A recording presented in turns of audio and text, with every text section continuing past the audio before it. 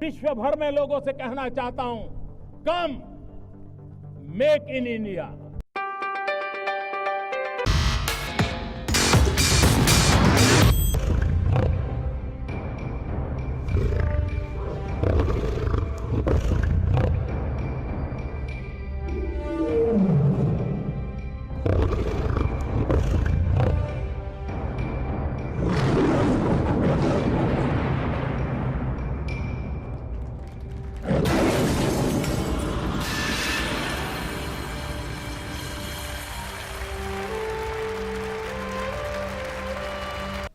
और आपको सीधे लिए चलते हैं। इस समय प्रधानमंत्री नरेंद्र मोदी संयुक्त अरब अमीरात के दौरे पर अबू धाबी पहुंचे हैं और ये तस्वीरें आप देख रहे हैं अबू धाबी से सीधी तस्वीरें, जब प्रधानमंत्री नरेंद्र मोदी संयुक्त अरब अमीरात के दौरे पर अबू धाबी पहुंचे हैं और विमान से उतरते हुए प्रधानमंत्री नरेंद्र मोदी।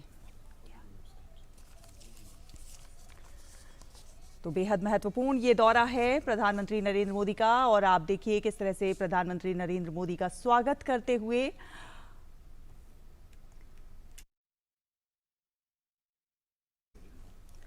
तो भारत और संयुक्त अरब अमीरात के बीच व्यापक रणनीतिक साझेदारी लगातार सुदृढ़ हो रही है। और तपस भट्टाचार्य हमारे सहयोगी संवाददाता हमारे साथ जुड़ गए हैं। तपस, ये तस्वीरें बहुत कुछ बयान कर रही हैं। इस समय प्रधानमंत्री नरेंद्र मोदी अबू धाबी पहुंच गए हैं और तस्वीरें हम अपने दर्शकों को दिखा रहे हैं टीवी स्क्रीन पर।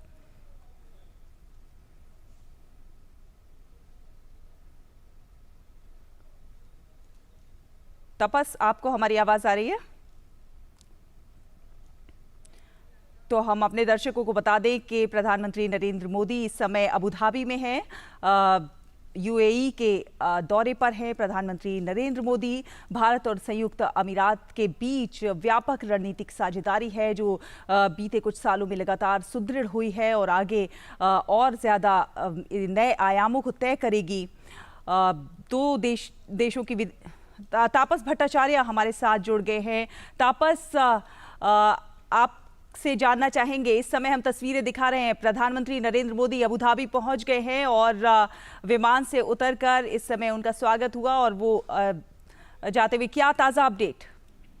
जी बिल्कुल, ये बताता है कि कितना यूएई के लिए इम्पोर्टेंस है भारत, और भारत के लिए कितना इम्पोर्टेंट है यूएई। तो ये जो आप देख पा रहे गार्ड ऑफ ऑनर मिलना, ये इतना ऐसा नहीं है कि हर किसी को गार्ड ऑफ ऑनर से मिलता है या फिर क्राउन प्रिंस खुद मिलने आते हैं और कंपनी के सीईओ मिलने आए हैं। तो ये यहाँ पे भारत एक तरह से, जैसे मैंने कहा कि नॉलेज बेस्ड इकोनॉमी की तरफ बढ़ रहा है, यूएई भी नॉलेज बेस्ड इकोनॉमी की तरफ बढ़ रहा है। इससे पहले दोनों का जो इकोनॉमी है वो ऑयल बेस्ड या कोल बेस्ड है। जैसे भारत का जो इकोनॉमी है वो कोल बेस्ड इकोनॉमी है और यूएई का जो इकोनॉमी है वो यूएई का जो है वो ऑयल बेस्ड इकोनॉमी। तो कैसे ये दोनों कंट्रीज एक साथ मिलके डिसीजन ले और आगे बढ़े, तो वो एक बहुत अहम बात हो जाती है। तो कई दोनों देश उसमें काम कर रहे हैं और COP28 में आपने कहा कि यूएई की प्रेसिडेंसी भी है, सही है, और भारत जैसे जिस तरीके से उभरा है पिछले 4-5 सालों में ग्लोबल साउथ की आवाज बनके,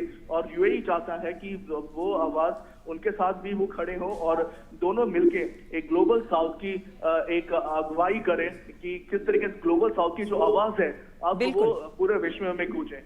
बिल्कुल, और हमने देखा है, देखिए जलवायु परिवर्तन और ऐसे तमाम जो मुद्दे हैं, जो वैश्विक मुद्दे हैं, उन पर प्रधानमंत्री नरेंद्र मोदी की जो सोच है वो जग जाहिर है। और प्रधानमंत्री जिस तरह से जलवायु परिवर्तन और पर्यावरण संबंधी मुद्दों के लिए अपनी आवाज़ उठाते रहे हैं, प्रयास करते रहे हैं, वो जग जाहिर हैं।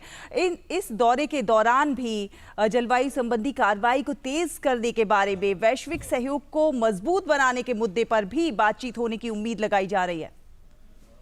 जी, आपने सही कहा कि जलवायु पे और एनवायरमेंटल कंसर्न जो है वो एक तरह से बहुत अहम है और एनवायरमेंटल कंसर्न को लेके आज विश्व के सारे ही देश सजग है। उसके साथ साथ यूएई और इंडिया तो खासतौर से इस पे लगे जाते हैं। मैंने कहा कि अब जैसे पहले यूएई में भी हमने देखा कि बहुत ज्यादा कार चलती है, लेकिन अब कोशिश की जा रही है कि ये जो कार्स हैं इनको ई व्हीकल में तब्दील किया जाए। उसके साथ साथ जैसे भारत में नेशनल हाइड्रोजन मिशन है, तो यहाँ पे भी यूएई में भी हमने देखा है कि इनका भी एक हाइड्रोजन एक सिस्टम है, एक मिशन है, जिसके तहत ये क्लीन हाइड्रोजन फ्यूल पे जाने की तैयारी कर रहे हैं। तो दोनों ही देश अब एक साथ इस पे काम करेंगे और ये भी एक बहुत अहम मुद्दा रहेगा इस जो मीटिंग में। ये यहाँ पे जो प्रधानमंत्री नरेंद्र मोदी और प्रेसिडेंट यूएई के जो मिलेंगे, तो ये दोनों मिलके ये इन चीजों पे भी बात करेंगे कि किस तरीके से जो टेक्नोलॉजी है दोनों एक साथ उसके साथ काम करें और किस तरीके से दोनों ही देशों को लाभ मिले। क्योंकि आप समझ सकते हैं कि टेक्नोलॉजी जो है वो इम्पोर्टेंट है। अगर आप ग्रीन इकोनॉमी में जाना चाहते हैं तो टेक्नोलॉजी चाहिए। टेक्नोलॉजी ज्यादातर इस वक्त है वेस्ट कंट्रीज में, वेस्ट यूरोपियन कंट्रीज या अमेरिका के पास। इतना आसान नहीं है उनसे टेक्नोलॉजी लेना, लेकिन जिस तरीके से